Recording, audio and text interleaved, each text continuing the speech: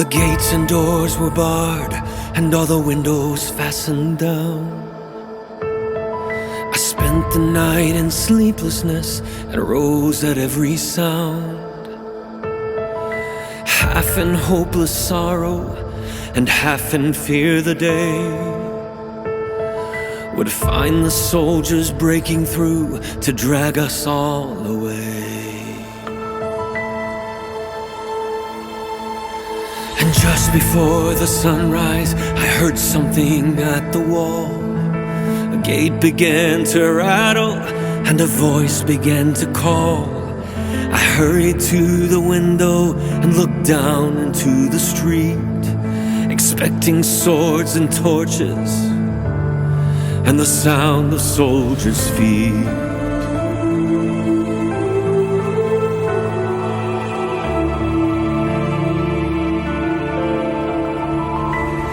There was no one there but Mary, and so I went down to let her in. And John stood there beside me as she told us where she'd been. She said they've moved him in the night and none of us knows where. The stone's been rolled away and now his body isn't there. We both ran toward the garden, then John ran on ahead.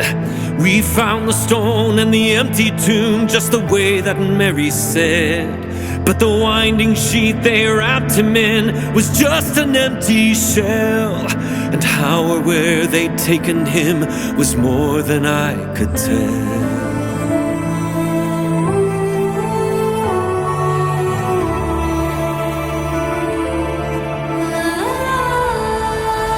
Something strange had happened there, just what I didn't know.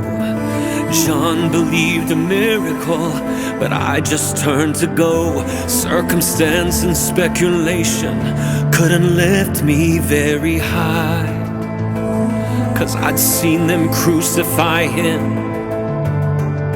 and then I saw him die.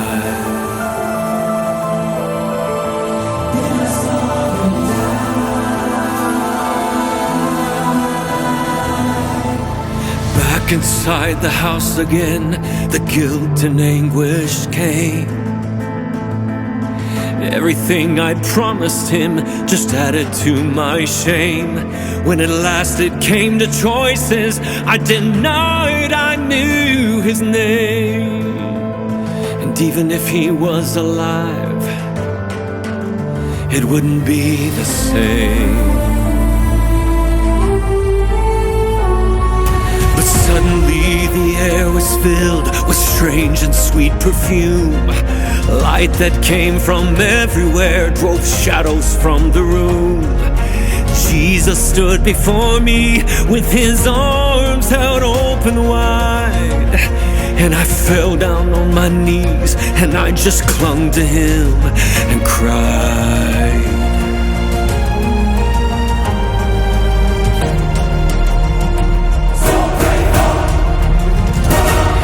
Then he raised me to my feet, and as I looked into his eyes, love was shining out from him like sunlight from the skies.